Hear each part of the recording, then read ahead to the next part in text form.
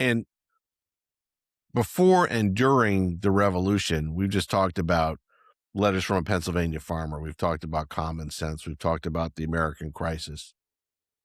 Those are only three Right. of some seminal publications that really helped turn the tide, to help bolster the cause, to help, keep people focused on the prize of independence. There were others. I mean, there were different revolutionary, as they called it, the colonists out of Boston and, in Philadelphia and in, whether it was Charleston, South Carolina, and other places that were churning out some information for people to actually understand why we're doing what we're doing. Absolutely. These are not the only things, but they are some seminal things, which if you are interested in the history of this country, which you ought to be, which is why you're watching Lou and Rob right now, these are things, and they're not 300 pages long. It's not going to take you that long to read, but it's really invaluable that you read it. Right.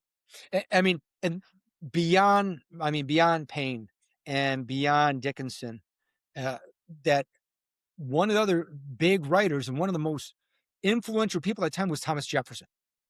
And Jefferson, while not writing these, these letters or these pamphlets, or being like Paine was or like Dickinson was with these regular things, he would constantly go out and he would write these, just a single letter to have read to the colonists that would sort of summarize that, you have, what is it, a summary of view of the rights of the British America that he wrote back in 1774, which is basically, these are the rights that we have, and these are what the ones we should have, and this is where we're moving, and this is why we need to. And again, it was another push towards, and it helps set the table.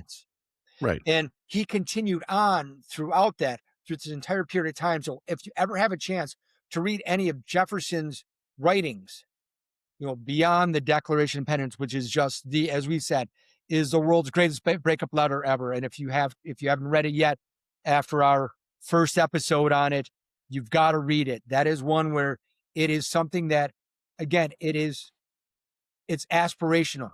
It's not one saying that we have achieved this, but we want to achieve this, and that we're not a perfect nation, but we're always moving towards that. And right. That's something that, that we have to keep in mind. 250 years in the world, in the entire look at world history, we are an incredibly young country, and that we're still learning, but we're doing the best that we can to fulfill those promises made in the Declaration and in all these inspirational writings. And one of the things also, in addition to the three that we've identified, Thomas Jefferson setting the table in 1774 and going forward, the other thing that in each of the colonies, which was so important, was and were the state constitutions. Right. Mm-hmm. Each state had its own constitution, and there was it was organic. It was from grassroots. It came from the people. The people were consulted about through the representatives about how this is all done. So ideas of liberty, ideas of representative government, ideas of independence first started with those documents as well. The charter in Virginia, the charter in the colony of Massachusetts, Connecticut as well. I was going to say some of the three that were the most foundational, that when the founding fathers in Philadelphia in 1776, they really pulled from primarily Virginia, because Thomas Jefferson was drafting a lot of the stuff for the Declaration of Independence. He was familiar with the Virginia state constitution, but also the ones from Massachusetts, the ones from Connecticut, Pennsylvania, South Carolina.